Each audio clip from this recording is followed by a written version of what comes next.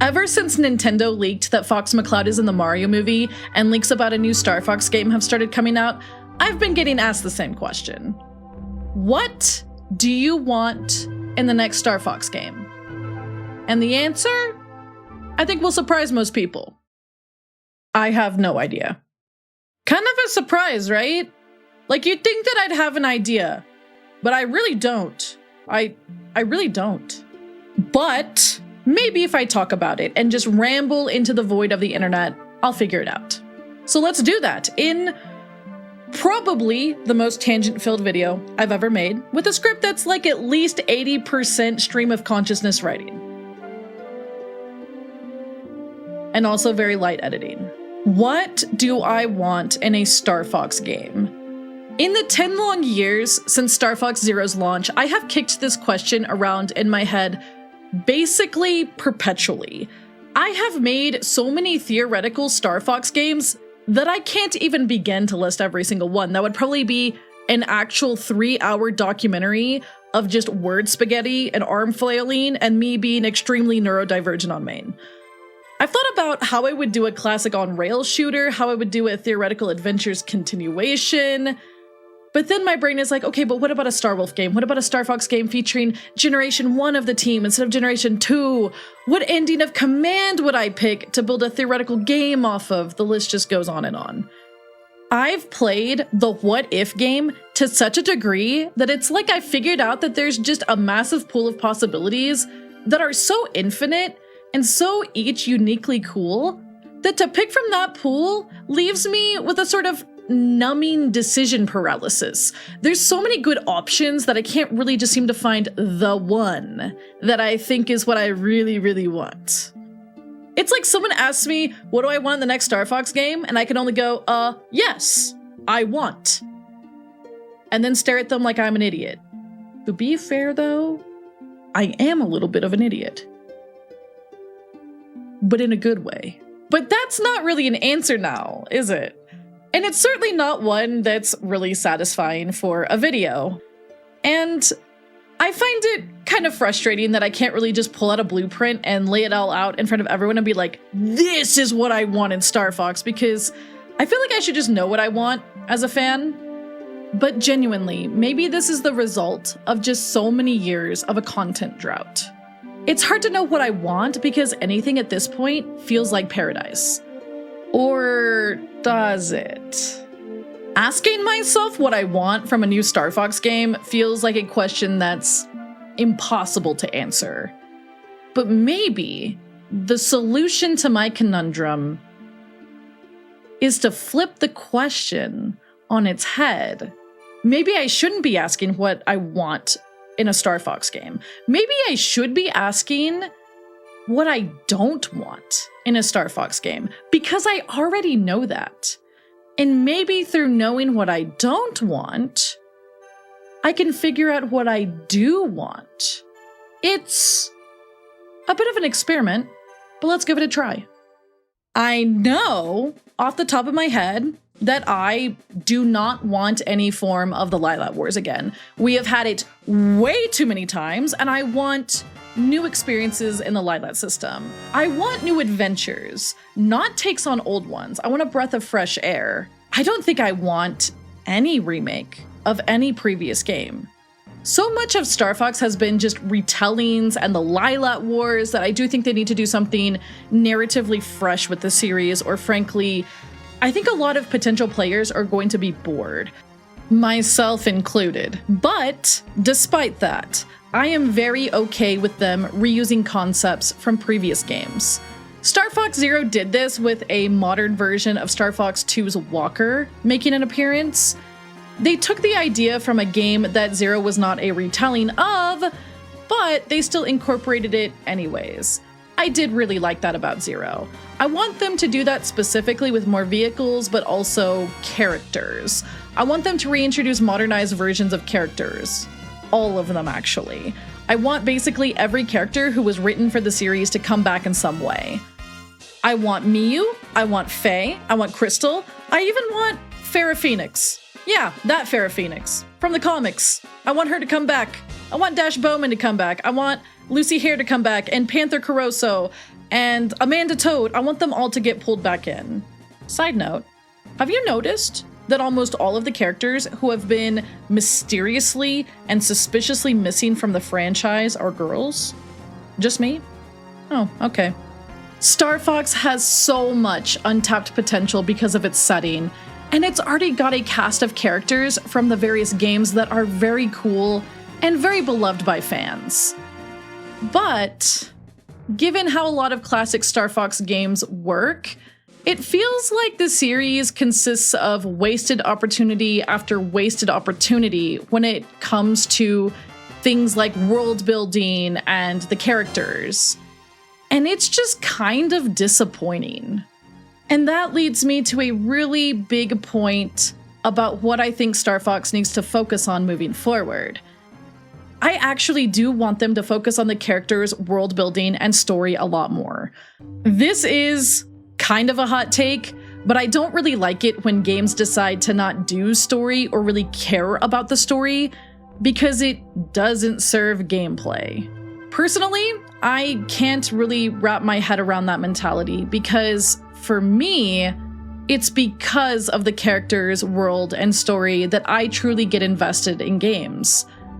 I mean, sure, if the gameplay is bad, I may still put a game down, but personally, I've invested in games with otherwise mediocre gameplay because the writers got me to care about where the story goes. And I'm definitely not alone in that regard. Also, like, Nintendo can definitely afford to hire writers and stuff. They're like Nintendo. If anything, they have no excuse for not putting more of a story emphasis into their games. And I'm not talking about turning their games into like some Kojima production where we have like 2-hour-long cutscenes or anything like that. I do think Star Fox Assault, for all of its flaws, was a step in the right direction, but it needed a bit more to hit the level of my personal satisfaction for storytelling. Just a bit more.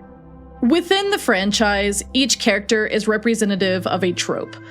Fox is the witty hero, Slippy is the tech nerd, Peppy is the wise mentor, Andros is the mad scientist.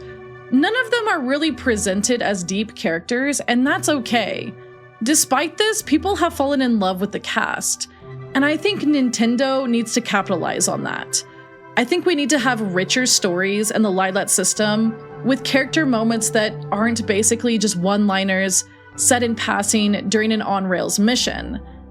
Again, I'm not asking for Baldur's Gate 3 levels of party dynamics, but doing more than the current bare minimum is going to directly appeal to people even more. Fandoms love their Blorbos, guys. They love them. And so why not feed the fans a bit, or even get new people to fall in love with the cast? It'll sell merchandise, that's for sure. And some people may disagree with me.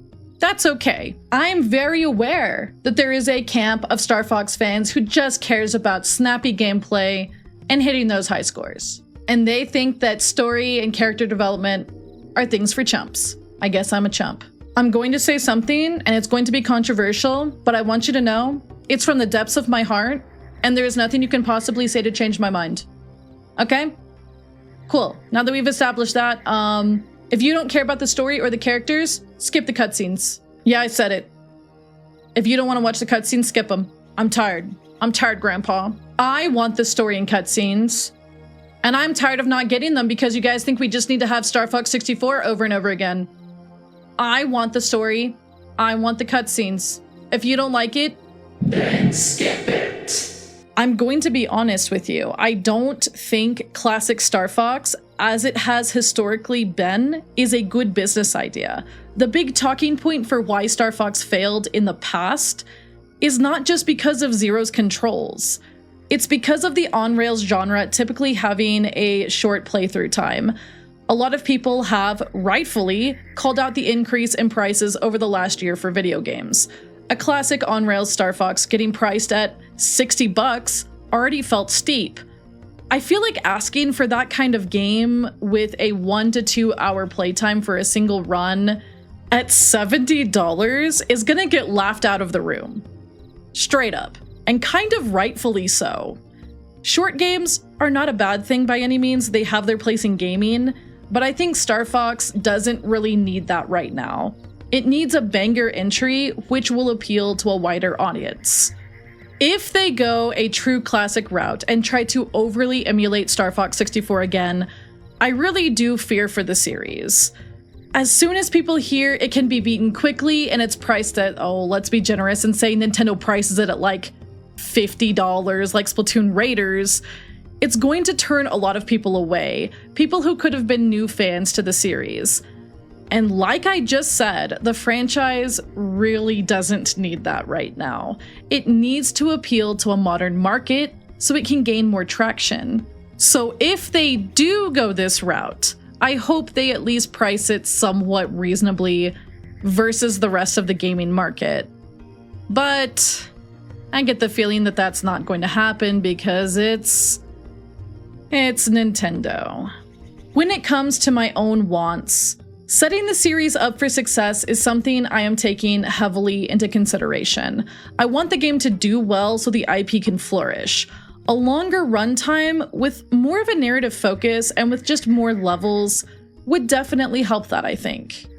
In fact, I think that a good Star Fox game that appeals to a wide audience is probably just the best way to boil down all of my wants at the end of the day, but that's still a cop-out answer. I want game to do good. Well, like, duh, I think we all want that for our favorite franchises. We can put, I guess, that down, though, for, like, basic answer, but let's play the what-if game. If I could be given the keys to the Star Fox kingdom, so to speak, what would I make? The answer is probably something that someone will be sure to tell me how much they hate in the comments. Anyways, if I were to build me a Space Furry game, here's what I would do. The game would feature two modes, story and arcade. The arcade mode would exist for those who favor a more pick-up-and-play method, and it would be built similar to Star Fox 64. However, the story mode would be an expanded version of the game. Both would be accessible from the get-go when you boot the game up for the first time. With arcade mode, you'd go from one planet to another with minimal cutscenes, if any at all. With story mode, you would be experiencing the story in a very extended campaign.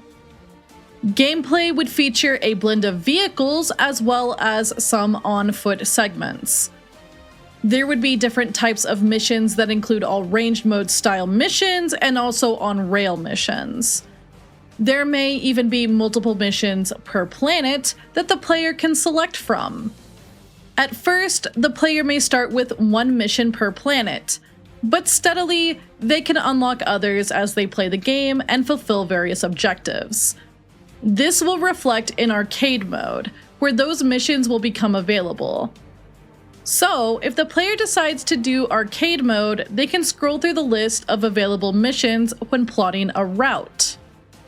Okay, so this would technically make story mode a requirement, but like, okay, let's be honest, unlocking things is just kind of part of video games, so I will hear no complaints. So anyways, I feel like my explanation was about as clear as mud. So let's do an example. In this theoretical game, let's say the starting planet is Macbeth. You are flying around Macbeth in an on-rails mission, maybe dodging some industrial stuff as you fight bad guys. You manage to fulfill a goal that's like, hey, shoot down these cranes here. After the mission is done, you unlock the ability to do a second mission, or if you really wanted, you could move on to the next planet, Zonus, and do that mission there, and then do the second Macbeth mission a little bit later if you wanted. Say you decide to check out that second Macbeth mission, and it's on foot and you are investigating some potential spy activity in a junkyard. Cool. You manage to do the mission, you down 100 enemies, and that unlocks the next Macbeth stage, which could be Landmaster focused. Basically, you have a primary mission per planet, and from there, you can unlock additional missions on each planet. And remember, Each time you unlock something in story mode, it also becomes available in arcade mode, and you can map out a course selecting one mission per planet. So your route could look like Macbeth Mission 3, then Zonus Mission 2, then maybe Titania Mission 1. It would give people the ability for more route customization and also more missions to medal for those who like striving for achievements like that. And the planet order doesn't necessarily need to be linear. You could do a route that starts at Macbeth and goes to Katina, then Corneria, and then the next time you could do a route that starts at Macbeth, then goes to Aquas, then Titania.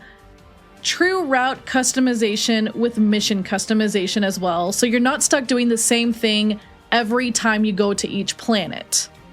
Additionally, this means that if there's a particular type of gameplay style you don't want, you could just not have to put that in your arcade mode route. If you wanted to do all on rails, you could just do all on rails. That is basically all I've got for arcade mode. Story mode is basically the meat and potatoes of the game. It's a campaign, like I said earlier, and while it does feature the team going from planet to planet to help against the bad guys, it also has different gameplay features not found in arcade mode. Things that aren't really conducive to quick pick up and play. The Great Fox is a central hub that you, as Fox McCloud, can go to between missions. In this hub, you can chat up your wingmates and even strengthen Fox's bonds with them if you talk to them enough between missions and fulfill various mission objectives. You can modify your arming using upgrades that you can purchase, with your currency being decided by your performance in missions. How many enemies you downed, if all of your wingmates survived, stuff like that. There's also going to be big bonuses for completing side objectives as well, which could consist of things like defeating X amount of special enemies or flying through waterfalls. You can also decorate the interior of the Great Fox if you'd like, and you can change the music via the jukebox on deck. Apart from that, you will also have an option to free roam. This is basically a region on each planet that has a large, detailed area for you to traverse and explore however you'd like. It has been designed for traversing via vehicles, although just flying with your R-Wing may make things a little difficult if you're trying to get into the nitty-gritty of these regions. The Landmaster is kind of bulky, and on foot definitely allows for in-depth adventure, but it's kind of slow compared to the region size. So that's where we present the new vehicle, along with the R-Wing, Landmaster, and Blue Marine. No, we're not bringing back the freaking gyrocopter. The game introduces a replacement for the Walker, the Comet bike, name pending. This bike allows for speedy land traversal, but sacrifices the strength of the Landmaster's artillery. It's a hover bike, basically, if you've seen episode 6 of Star Wars. Just envision something similar to the hover bikes on Endor. And why are we adding them? Because they're cool. Next question. Free roam will offer ways for you to earn extra currency if you'd rather just chill and not do missions. There may also be some special objectives you can fulfill in free roam to unlock even more upgrades for your ship, and maybe even some bonus missions on each planet. But even more than that, for us lore fanatics, it offers us a way to get to know each planet a bit better. There is a compendium you can fill out by exploring and having Fox send scans back to the Great Fox. And through this compendium, you can learn more about the Lilat system, and we will all be very happy about that because this is clearly a better way of randomly giving us lore rather than shoving it into random side material or random interviews. I'm not talking like full-on Skyrim levels of dungeons and towns, but an amount that feels like you are actually exploring a section of an alien planet. A planet that feels alive. Now, I know it sounds kind of insane to give a free roam area and also have missions that show different parts of the planet. I do think there would be some intersecting here where some of these missions take place in this free roam area, but you will be limited in your traversal options somewhat in the missions, whereas with free roam, that will let you treat it like a playground and you can kind of traverse however you want. I hope this all makes sense. I'm recording this at like 3 a.m. Oops. Wait. I just realized something. What are we doing? Somehow, me talking about what I would want in a new Star Fox game has turned into me just like theory crafting and theoretically building a whole game. How did this happen? How did we get here? The point I want to make this far into the video is that I've made this concept and it is theoretically what I would like to see. I would like to see them take the Star Fox formula and I would like to see them expand upon it. I want to see it grow and evolve. I don't want Star Fox 64, but with a new layer of paint on it, basically. I would like to see them develop mechanics that feel just like the natural next step in the franchise. They do not have to do the mechanics I've made up today in this video. I am not saying I need this game to happen or I will be unhappy, but I would like something that at least embodies that spirit. That spirit of taking what the series is about and letting it blossom and grow and just evolve with the times. I feel like we don't really have this issue with any other IP. They just naturally let the series evolve, and I see no reason why Star Fox can't be the same. Now, earlier, I did hammer in how much I wanted there to be an in-depth story and lots of character moments. You might be tempted to ask, what kind of story would I put in the game? You might even wonder what characters I would include. I could tangent for ages about these subjects, but honestly, I don't think it's really necessary for me to write a whole Star Fox fanfiction in the middle of this video. So let's summarize. For characters, I would like Fox McCloud to be the main playable character, with other characters being unlockable as you go. Each character can have different stats and also be available for a multiplayer PvP or a co-op mode. I want the cast to be huge. I want this to be the everyone is here Star Fox game.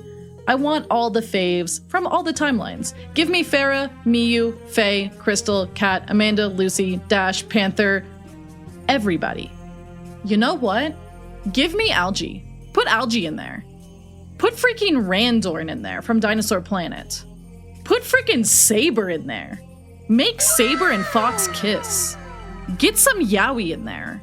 That'd be perfect.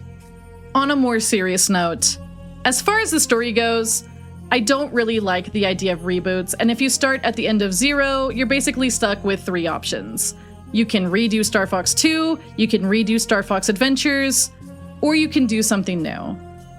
Now, I could do something new, but that does go against this idea of bringing the whole cast back together. It kind of works better if they've already been established, at least somewhat, right? I'm gonna say something kind of wild and ballsy, but what I would do is I would end the Star Fox Command canon question, debate, whatever we're wanting to call it, and I would just be like, okay, Command is canon in the sense that the Anglar Blitz happened, and the Fox and Crystal ending happened, and the Dash makes a choice ending happened. Other than that, everything else is nebulous and not addressed. I know a lot of people do not ever want Command to be canon. However, I like the idea of Dash being a bad guy, because you could do a lot of fun writing with that, making parallels with him and Andros, but also taking his arc in a totally different direction. It would be very easy for them to make him into Andros 2.0. You would have to do a lot of writing work to make sure that doesn't happen. But I think with Dash Bowman, you can explore a lot of interesting themes. Stuff like generational trauma and also generational beef, for instance. Personally, if I was going to write Dash, I would have his interest pivot away from bioweapons like Andros, and I would have him be very interested in the supernatural aspects of the Lilat system. And there is a reason for that. With this in mind, we could explore things like the Krazoa spirits and Crystal's origins, in a way where we could smooth out the writing to make those things feel like seamless parts of the Lilat system. We could address things like James McCloud's alleged ghost, or the fate of previous civilizations that used to live in the Lilat system. I mean, there's ruins everywhere. What happened to everybody? And who knows where that thread could go? The possibilities are endless. And sure, you could explore all of that without Command being canon. Fine. However, if you do that, I want you to know, you're taking away a massive W from Slippy Toad, and that's him getting a girlfriend that loves him and cherishes him. And can you really live with yourself if you do that? Because I know I couldn't. Let my boy have a single W, please. He is always the butt of every joke. Let him have at least one victory. I'm begging you. Honestly, though, I think just a Timeline 2 continuation is what I would prefer strongly. However, no matter what they do, I just care that the story is well done and that the characters have good moments. It could be a totally new threat and a totally new story with totally new planets. As long as it's well done, I'm happy. So, with all of that being said, let's just recap everything that I want, that I've kind of discovered through this yapping into the void. I want a game that offers route customization and replayability options, offers in-depth and meaningful exploration of the planets, offers a narrative focus that ties in various elements of the series in a seamless fashion, has deeper interactions with the characters, rewards good gameplay with some sort of currency or points that you can use to upgrade your vehicles, is not a remake of any previous title, but does pull references from past games while not being strictly bound to those games, brings back beloved characters, and expands the universe of Star Fox. And that just about covers it, I think. When I started making this video, it was mid-April, I think. It was pretty quick after the last video. I knew that I wanted to make this, but I really struggled for a long time to kind of figure out what I even wanted, like, even just remotely. But doing this has been a fun little exercise, I think. It's been a fun little way to figure out what I do want. And yes, in case you're wondering, I did not have any of that Star Fox game idea written down. It was just kind of what came to mind as I was writing the script, which was, again, just kind of stream of consciousness. But now, it's time that I turn the question on you. What do you want from a new Star Fox game? And be sure to tell me how much you don't want me to ever be in charge of a Star Fox game in the comments. I know I poked the hornet's nest with this one. However, I was thinking of this really ancient dragon saying. It goes a little like this: speak your truth, queen.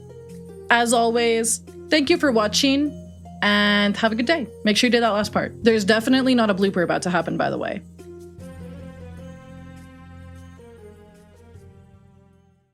There may also be some special objectives. Ma'am, are we for real right now? Are we for real right now? You really want to tear up the cat tree right behind me while I'm recording? Yeah, meow meow, dude. Meow meow. Meow. I love you too. Should I just be done recording today because you're cute and fluffy? Yeah, oh, that's my mic. That's my mic!